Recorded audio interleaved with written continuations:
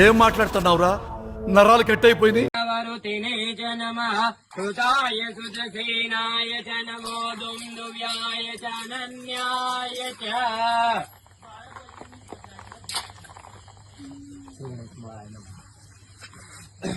ఓం నమః సంభవాయ చ మయోభవాయ చ నమః శంకరాయ చ మహేశ్వరాయ చ నమః శివాయ చ శివతరాయ చ ఓం వాయాయ స్వాహ ప్రజవాయ స్వాహ బియాయ స్వాహ కృతవే స్వాహ వచవే స్వాహ వర్తే స్వాహ మదాయ స్వాహ ముదాయ స్వాహ శృణ్వే స్వాహ నివే స్వాహ ఆదిత్యాయ స్వాహ విష్ణువే స్వాహ ఆయుర్జే కల్పతాం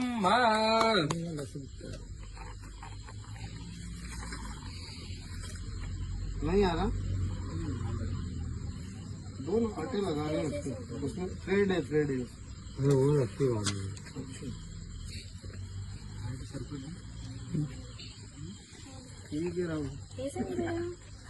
దేశానికి నిద్ర లేకుండా 3 రోజుల నుండి నిద్ర లేదు, కంటి నిండా కడుపు నిండా తిన్నామంటే ఏదో ఒక ఇష్యూ చేస్తున్నారు.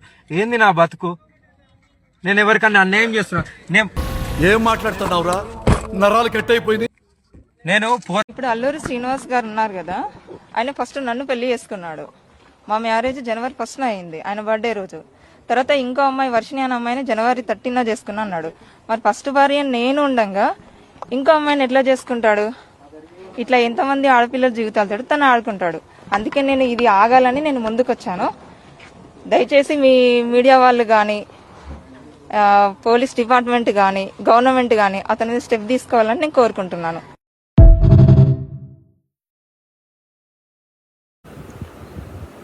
చెత్తనా కొడక, గోరీనా కొడక, ఎన్నిసార్లు పెళ్లి చేసుకుంటావురా? ఎంతమందిని మోసం చేస్తావురా ఆడపిల్లల్ని? వచ్చనా కొడక, ఇదేనా నీ జీవితం? అసలు గోరియారా నా కొడక?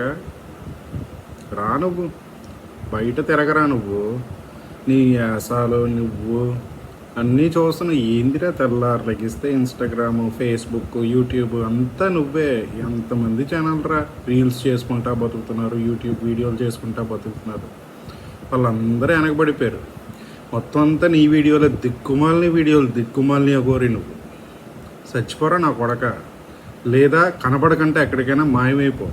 నువ్వు మీ అఘోరీలందరూ ఉంటారు కదా హిమాలయాల్లో, అక్కడికి వెళ్ళి సావు, లేకపోతే కనపడక మాయమైపో.